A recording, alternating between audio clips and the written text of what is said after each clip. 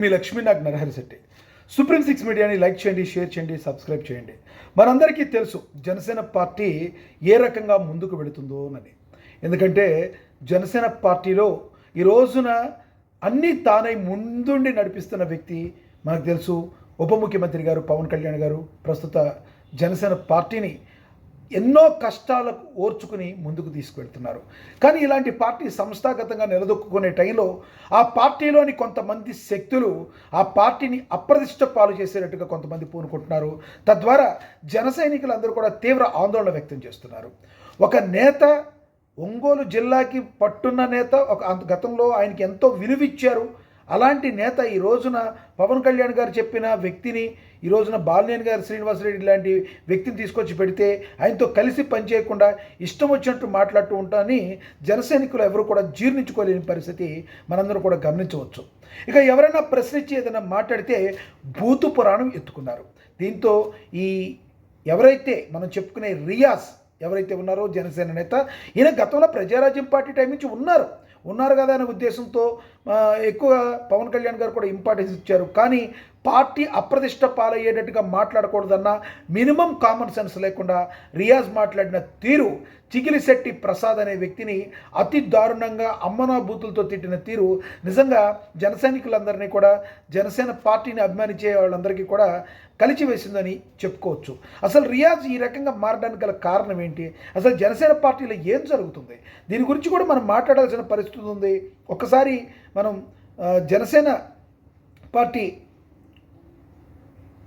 నేతకి call చేద్దాం.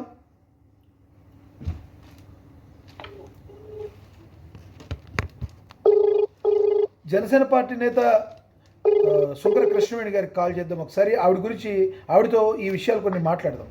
కృష్ణవేణి గారు నమస్తే అండి. నమస్తే అండి లక్ష్మీనాథ్ గారు.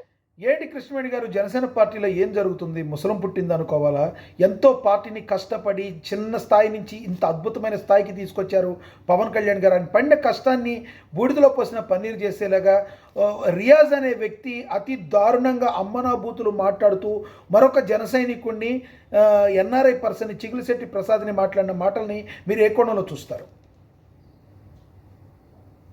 ఈ విషయాన్ని అయితే నేను పూర్తిగా జనసేన పార్టీ విధి విధానాలకు కట్టుబడి, క్రమశిక్షణకు కట్టుబడి పనిచేసేటువంటి ఒక నాయకురాలుగా గాను, ఒక కార్యకర్తగా గాను ఈ విషయాన్ని నేను ప్రసాద్ సింగింశెట్టి గారి అమ్మగారిని ఇచ్చినటువంటి విషయాన్ని అయితే పూర్తిగా ఖండిస్తానండి. ఇక్కడ కులాలకి మతాలకి అతీతంగా పనిచేసేటువంటి వ్యక్తిగా నేనైతే మాత్రం ఈ విషయాన్ని పూర్తిగా ఖండిస్తున్నాను. ఎందుకంటే రాజకీయాలు ఏమన్నా మాట్లాడుకోండి, రాజకీయాలలో ఏమన్నా మాట్లాడుకోండి, విమర్శలు ప్రతి విమర్శలు చేసుకోండి, లేకపోతే ఏమైనా ఆరోపణలు వస్తే కనుక వాటిని ఎలాగా సార్టెట్ చేసుకోవాలన్న దాని మీద కూడా ఒక నిర్ణయం మీద ముందుకెళ్ళండి. కానీ ఇంట్లో ఆడవాళ్ళు ఏం చేస్తారండి, తల్లి పుట్టుక గురించి లేకపోతే ఆమె అమ్మనాభూతులు తిట్టడం అనేది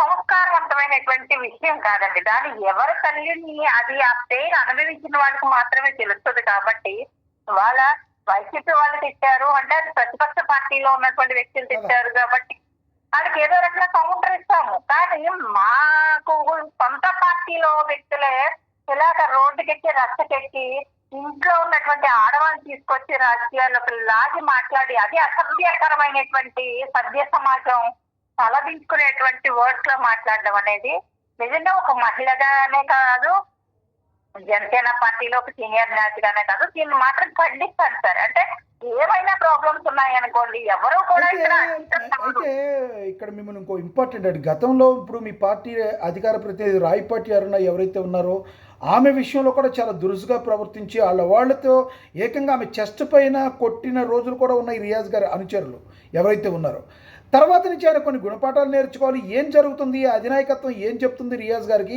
ఎందుకు ఆయన దుందురుక ప్రభావంతో ఉన్నారు? ఈ రోజున ప్రసాద్ చిగిలిశెట్టి అనే అతను ఆయన పవన్ కళ్యాణ్ గారి అభిమాని, అందరికీ తెలుసు మీ వాళ్ళకి.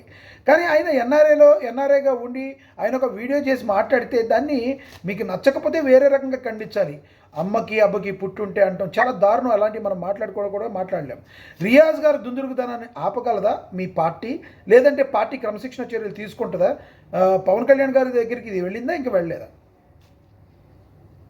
అది అది వెళ్ళిందా లేదా అన్న విషయం మాకు తెలియదండి. కాకపోతే కనుక ప్రసాద్ కిల్గిశెట్టి గారు మాట్లాడినటువంటి ఇప్పుడే కాదు, అంతకు ముందు కూడా అనేక విషయాల మీద, అంటే అప్పుడు టీడీపీలో మాకు పొత్తు లేనప్పుడు కావచ్చు, వైసీపీ విపరీతమైనటువంటి అటాక్ పవన్ కళ్యాణ్ గారి మీద చేస్తున్నప్పుడు కావచ్చు, గ్రౌండ్ రియాలిటీలో కొన్ని కార్యకర్తల మధ్య వైఫల్యాలు వచ్చినప్పుడు కావచ్చు, ఇవన్నిటినీ కూడా ఒక జన సైనికులు కానీ నాయకులు కానీ వీళ్ళందరి ఒక గొంతై మాట్లాడి ప్రశ్నించేటువంటి వ్యక్తి, ఒక సమాధానం చెప్పేటువంటి ప్రసాద్ గారు. కానీ ఈ విషయంలోకి వస్తే కనుక రాయపాటి అరుణ గారు విషయంలో ఆమె కూడా చెప్పారు అప్పుడు ఏం జరిగింది అన్నది కూడా. అంటే మహిళల రాజకీయాల్లో ఎదుర్కోలేక ఇలాంటి చిల్లర పనులు చేసేటువంటి కొంతమంది నాయకులు ఉంటారండి. కానీ ఇవాళ రియాజ్ గారు విషయంలో అక్కడ జరుగుతున్నటువంటి రాజకీయ పరిణామాలు ఏ విధంగా ఉన్నాయి, అలానే ఆయన పార్టీకి నిబద్ధతతో పనిచేయలేదని మేము అనట్లా.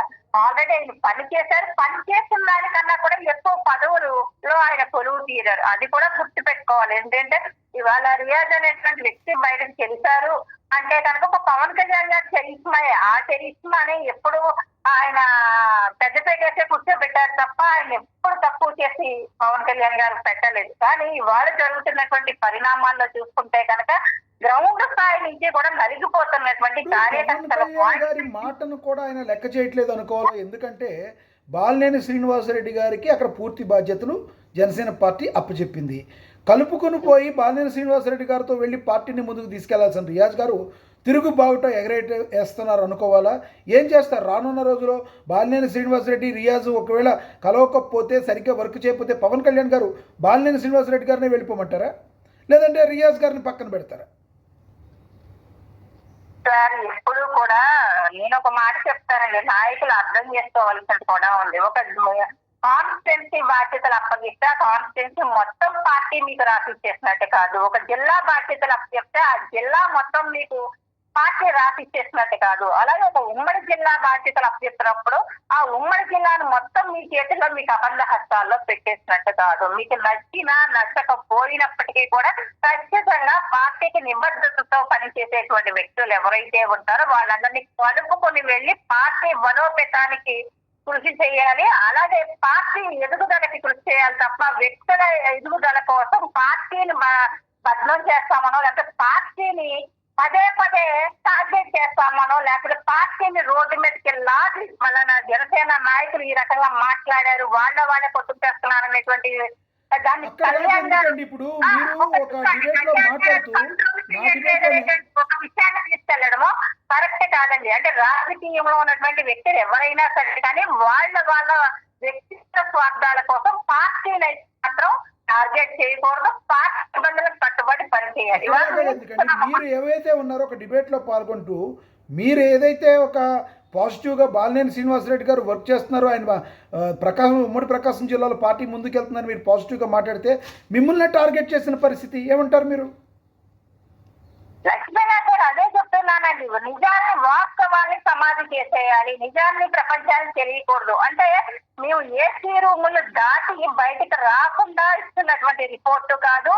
అలాగే బయటకు వచ్చి అంటే ఇవాళ మేము మా పార్టీ ఆఫీస్ అనే కాదు, వేరే వ్యక్తుల్ని హైకమాండ్ లో ఉన్నటువంటి వ్యక్తుల దగ్గర కూడా ఒక విషయాన్ని తీసుకుని వెళ్ళాలంటే మాకు పూర్తిగా మా కష్టాన్ని అర్థం చేసుకొని వినేటువంటి నాదుడు అక్కడ ఉండరు. అంటే చెడుంటే చెవిలో చెప్పండి, మంచి ఉంటే మైక్ లో చెప్పండి, చెడుంటే చెవిలో చెప్పండి అంటారు. అక్కడ ఏ చెవికి చెప్పాలో కూడా ఎవరికి తెలియదు. తెలియనటువంటి పరిస్థితి. కార్యకర్తలతో మమేకమయ్యి కార్యకర్తలు ఒక గోడను పట్టించుకునేటువంటి విధానం అధిష్టానంలో ఉన్నటువంటి కొంతమంది దగ్గర లేదు. లేని పరిస్థితుల్లో ఒక గ్రౌండ్ రియాలిటీలో ఒక రిపోర్ట్ తీసుకొని ఓ రిపోర్ట్ మా దృష్టికి వచ్చింది, మేము తీసుకుంటున్నామంటే దాని వరకు చిన్నగా ప్రతి చేయమండి. బాలినేని గారి విషయం కావచ్చు, రియాజ్ గారి విషయం కావచ్చు, మీరు రాయపాటి అరుణ గారు మాట్లాడినటువంటి విషయం కావచ్చు, ఇవన్నీ దామచర్ల జనార్దన్ రెడ్డి గారి విషయం కావచ్చు, ఇవన్నీ కూడా ఒక డిబేట్ లో మేము మాట్లాడుతున్నామంటే దాని వెనకాల అక్కడ ఉన్నటువంటి స్థానిక నాయకులతో ఏమేం జరుగుతుంది, మాకు అనుకూలంగా ఉన్నటువంటి ఇద్దరు ముగ్గురితో ఫోన్లు చేసేసేసి అది కాదని 2 ఓట్స్ రాసేసేసి చెవులో చెప్పేటువంటి విధానం కాదండి. అక్కడ ఏం జరిగింది, ఏం జరుగుతుంది, ఆ ఇంటర్నల్ గా అన్నది కూడా ఒక రిపోర్ట్ తయారు చేసుకుని దాని మీద మేము ఏం మాట్లాడాలి, అది కూడా మా అధినేత పవన్ కళ్యాణ్ గారికి కానీ అలాగే మా పార్టీకి కానీ ఎటువంటి డ్యామేజ్ లేకుండా ఎలాగది సమన్వయం చేస్తూ మాట్లాడాలి, పార్టీ క్యాడర్ కూడా ఎక్కడ అసంతృప్తి పడకుండా మాట్లాడాలన్న విషయం మీద ఒక కసరత్తు చేసి మాట్లాడుతూ ఉంటాం. కానీ ఈ రోజు బాలినేని శ్రీనివాస్ గారు మాట్లాడినటువంటి మాటలు, నేను మాట్లాడింది కూడా మీరు నిన్న డిబేట్ చూస్తారు. దానివల్ల నన్ను ఎంతమంది టార్గెట్ చేశారన్నది గ్రౌండ్ రియాలిటీలో మీకు కూడా తెలుసు. కానీ ఈ రోజు చూస్తుంటే కనుక బాలినేని శ్రీనివాస్ గారు ఆయన పదవుల కోసమో లేకపోతే ఆయన మంత్రి పదవి కోసమో ఆయన ఎమ్మెల్సీ కోసమో లేకపోతే ఆయన భార్యకి లేకపోతే స్టేట్ లో పోస్ట్ తీసుకోవడం కోసం ఆయన మాట్లాడలేదండి. అక్కడ జన సైనికులకు జరుగుతున్నటువంటి అన్యాయం, కార్యకర్తలకు జరుగుతున్నటువంటి విషయం ఏదైతే ఉందో వాళ్ళకి అన్యాయం జరుగుతుందో ఆయన గ్రౌండ్ రిపోర్ట్ నుంచి తెలుసుకున్నారు కాబట్టి ఆయన మాట్లాడడం జరిగింది. ఆయన మాట్లాడిన దాంట్లో తప్పులుంటే సరిదిద్దుకోవాలి, లేకపోతే పిలిచి ఏం జరుగుతుందన్న దాని మీద రివ్యూ పెట్టాలి. నిజంగా వాళ్ళు ఏంటని అబద్ధం చెప్తే అక్కడ ఉన్నటువంటి జనసేన కేటర్ అబద్ధం చెప్పరు కదండి.